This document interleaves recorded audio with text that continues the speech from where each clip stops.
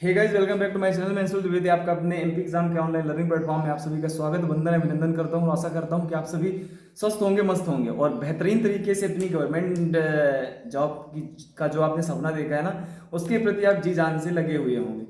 अभी पीएससी का नोटिफिकेशन जारी हुआ है, कुछ दिन हो गया। उसके इसी महीने की 21 या 22 तारीख से फॉर्म फिलअप होना है और अगले महीने की 21-22 तक फॉर्म फिलअप होना है। एक महीने का टाइम है। आपको सारी चीजें पता है, आपने सारी चीजें आपने देख लिया है, नोटिफिकेशन आपने देख लिया है, कितनी पोस्ट किसमें है, आपने सभी चीजें आपने देख लिया होगा।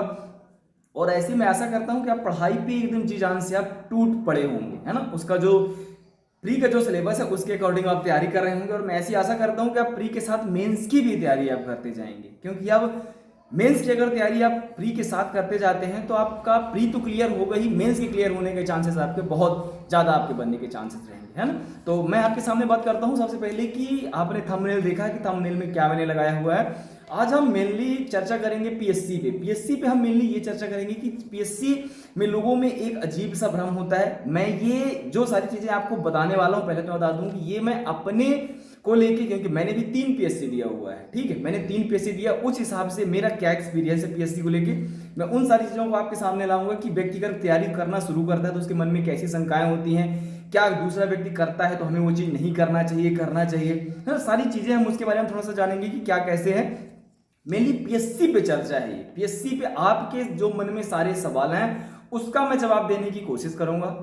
मैं आशा करता हूं कि आपके मन में जो भी क्वेश्चन है उन्हें आज मैं पूरी तरह से जड़ से खत्म कर दूंगा और आप मेरे जवाब सुनने के बाद आप तैयारी पे बिल्कुल बेहतरीन तरीके से आप लग जाएंगे। सबसे बड़ी बात यह है कि पीएससी का एग्जाम आपने देख लिया, नोटिफिकेशन आपने देख लिया, कितनी पोस्टें हैं, आपने सारी चीजें, मैं उसकी चर्चा बिल्कुल भी नहीं करूंगा। मैं चर्चा करूंगा एग्जाम डेट की। एग्जाम डेट 17 दिसंबर को एग्जाम है। आपको पता है कई लोगों का प्रश्न है, क्वेश्चन है कि क्या एग्जाम 17 दिसंबर को होगा, तो इसमें जवाब है कि हाँ, एग्जाम पक्का होगा। एग्जाम पक्का होगा और एग्जाम का कैंसिल होने का 1% भी चांस नहीं है कि एग्जाम कैंसिल होगा 17 दिसंबर वाला। तो आप 17 दिसंबर की तारीख को लेके आप अपने एग्जाम की तैयारी बेहतरीन तरीके से आप शुरू कर दीजिए। अगला क्वेश्चन क्या है कि क्या अगले 3 महीने में, आज से अगर मैं लगाऊं कि क्या आज से अगले 3 महीने में पीएससी क्रैक किया जा सकता है, तो हाँ, बिल्कुल पीएससी क्रैक किया जा सकता है।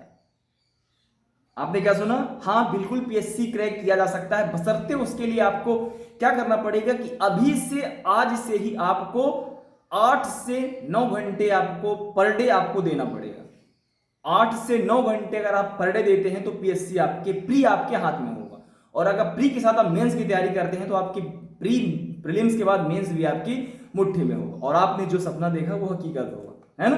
तो बिल्कुल, अगर 3 महीने आपने तैयारी बिल्कुल नहीं किया है, पीएससी का करने का सपना अगर आपने सोचा है कि मुझे करना है, तो आप 3 महीने का समय आप बिल्कुल कर सकते हैं, बशर्ते उसके लिए आपको 8 से 9 घंटे आपको डेडिकेशन चाहिए, स्टडी चाहिए बेहतरीन तरीके की, बिल्कुल आप कर पाएंगे। अगला क्वेश्चन है कि इस बार प्रीलिम्स का कट ऑफ कितना रहने वाला है। जैसा कि आपको पता है कि हर बार प्रीलिम्स का कट ऑफ जो है तो हाई होता जा रहा है। इस बार भी अगर मैं बता दूं तो इस बार भी कम से कम, मैं बोलने की बात कर रहा हूं तो 85 से लेके 88 क्वेश्चन, 85 से लेके 88 क्वेश्चन तक कट ऑफ रहने का के चांसेस हैं। क्यों, ऐसा क्यों मैं बोल रहा हूं? कारण, इसका सबसे बड़ा कारण यह है कि इस बार भी ऐसे व्यक्ति, ऐसे अभ्यर्थी बैठेंगे जो 4 से 5 बार मेंस दे चुके हैं, इंटरव्यू दे चुके हैं, है ना। तो आप ऐसा सोच के मत चलिए कि पिछले बार 77 गया, 78 गया तो इस बार 81-82 में रुक जाएगा, बिल्कुल भी नहीं। इस बार कट ऑफ 85 प्लस जाने के चांसेस हैं, 85 प्लस जाने के चांसेस हैं। आप उसी हिसाब से अपनी तैयारी को बेहतरीन तरीके से कीजिए। मैंने कारण बताया क्यों, क्योंकि 4 से 5 बार मेंस देने वाले जो सीनियर अभ्यर्थी हैं वो भी इस परीक्षा में बैठेंगे और वो कट ऑफ को जाहिर सी बात है कि अपर लेवल पे लेके जाएंगे। अगला क्वेश्चन क्या है कि ऐसा क्या पढ़ें कि इस बार प्रीलिम्स में पक्का सिलेक्शन हो जाए। भाई, ये बहुत लोगों का क्वेश्चन होता है, ये काफी लोगों का क्वेश्चन होता है कि भैया सर, हम इस बार क्या पढ़ें कि हमारा पक्का इस बार हमारा प्रीलिम्स में सिलेक्शन हो जाए। भाई, मेरे पास कोई ऐसी गोली नहीं है, मेरे पास ऐसी दवा नहीं है, मेरे पास नहीं, किसी के पास दवा नहीं है, आप ही के पास दवा है। आपको क्या करना पड़ेगा कि आपका पक्का सिलेक्शन हो। आपको हर सब्जेक्ट के, आपने प्री का सिलेबस देखा, आपको हर सब्जेक्ट के 10 से 15,000 जो सबसे जरूरी जो फैक्ट है, 10 से 15,000 आपको सबसे जरूरी जो फैक्ट है उन्हें आपको क्या करना है कि इकट्ठा करना है। और आप उन्हें आपको इकट्ठा करने के बाद आपको एग्जाम के पहले उन्हें 5 से 6 बार उन्हें आपको पढ़ना है। इंपॉर्टेंट फैक्ट्स आपको इकट्ठे करना है, 4 से 5 बार उन्हें पढ़ना है। बेहतरीन तरीके से प्रीलिम्स क्लियर होगा, बेहतरीन तरीके से प्रीलिम्स क्लियर होगा। आप जो मटेरियल इकट्ठा करेंगे नया फैक्ट, वो आपका मेंस में काफी ज्यादा काम देगा और आप देखेंगे अपने नंबर, है ना। अगला क्वेश्चन क्या है कि प्रीलिम्स के लिए कौन सी टेस्ट सीरीज लगानी चाहिए। काफी लोगों का सवाल है ये, काफी लोगों का सवाल है। हर व्यक्ति के मन में होता है कि मैं पीएससी की तैयारी कर रहा हूं, मेरे लिए कौन सी टेस्ट सीरीज बढ़िया है, ये टेस्ट सीरीज इतने मिल रही है, इतने मिल रही, ये एक मतलब अगर मिडिल क्लास का अगर लड़का है, मध्यम वर्ग अगर कोई चाहता, मतलब पीएससी की तैयारी करे ही नहीं ना, मतलब उसके पास पैसा नहीं तो नहीं करे वो, ऐसा बिल्कुल भी नहीं है। मैं आपको बता दूं, व्यक्ति अधिकतर विद्यार्थी जो सिलेक्ट होते हैं ना, वो मध्यम वर्ग के ही छात्र होते हैं, वो कभी कोई टेस्ट सीरीज नहीं लगाए हुए रहते हैं, है ना। अब क्या है कि OMR सिस्टम है, तो आप इसकी प्रैक्टिस करने के लिए आप गूगल पे पढ़े हैं, कई टेस्ट सीरीज ऐसे पढ़े हैं, कई क्वेश्चन सीरीज ऐसी पढ़ी हैं, आप उनका प्रिंट निकलवा के 10 रुपया का आप अपने घर में ही आप प्रैक्टिस कर सकते हैं, उनकी आप फोटो कॉपी करा के, है ना। तो कोई भी टेस्ट सीरीज लेने की बिल्कुल भी जरूरत नहीं है। पहली बात तो मैं ये बता दूं, किसी भी कोचिंग का टेस्ट सीरीज आपका जो थोड़ा सा वो है ना कि हाँ मैं पीएससी फाइट कर सकता हूं या नहीं कर सकता, कॉन्फिडेंस लेवल थोड़ा सा बढ़ा देता है, क्योंकि उसमें क्वेश्चन का लेवल थोड़ा सा कमजोर डालते हैं और छात्र ऐसा सोचता है कि हाँ हमारी तैयारी बेहतरीन तरीके से है ना। तो आपको कोई भी टेस्ट सीरीज आपको नहीं लेना है, आपको केवल पढ़ने पे ध्यान देना है, आपको केवल पढ़ने पे ध्यान देना है। कोशिश करना है कि आप सबसे ज्यादा उनका रिवाइज करें और उनको अपने ध्यान में रखने का आपको कोशिश करना है, क्योंकि अधिकतर सिलेक्टेड कैंडिडेट कोई टेस्ट सीरीज नहीं फॉलो करते हैं, कोई टेस्ट सीरीज नहीं करते हैं। अगला क्वेश्चन क्या है कि किस कोचिंग के नोट प्रीलिम्स के लिए सबसे ठीक रहेंगे। भाई मेरा मानना है किसी भी कोचिंग के प्रीलिम्स के लिए नोट्स ठीक नहीं है, क्योंकि प्रीलिम्स में कौन सा क्या चीज पूछ ले वो किसी को नहीं पता है। प्रीलिम्स का अगर सिलेबस आप उठा के देखो ना, तो सिलेबस ही इतना बड़ा है कि आप उसको एक बुकलेट के फॉर्म में आप उसे सीमित नहीं कर सकते हो, समझ रहे हो ना। तो किसी भी कोचिंग के नोट्स प्रीलिम्स के लिए ठीक नहीं है, ना इंदौर की कोई एकेडमी, ना कहीं की एकेडमी, भाई मैं ऐसा बोल रहा हूं, है ना। ऑनलाइन जितने भी ये टेस्ट सीरीज हैं या प्रीलिम्स के आपको नोट्स मिल रहे हैं, एकदम लेवल इनका उतना ज्यादा नहीं है, मैं आपको बता रहा हूं।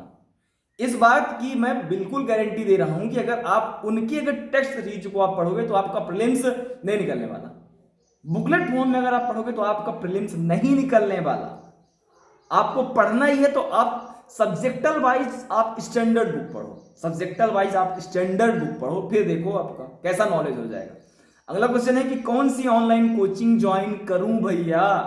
बड़ी समस्या, बड़ी बात, कौन सी कोचिंग मतलब ऑनलाइन कोचिंग क्लास में ज्वाइन करूं। तो सबसे बड़ी मेरी सलाह अगर मानो, कोई भी मत ज्वाइन करो।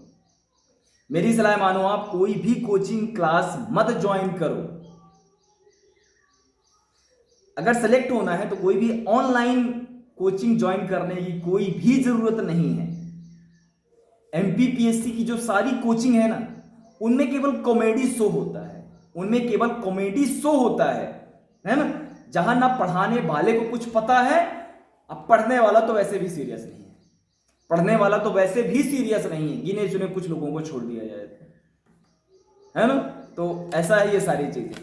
अगला क्वेश्चन क्या है आप लोगों का कि करंट अफेयर के लिए क्या पढ़ें।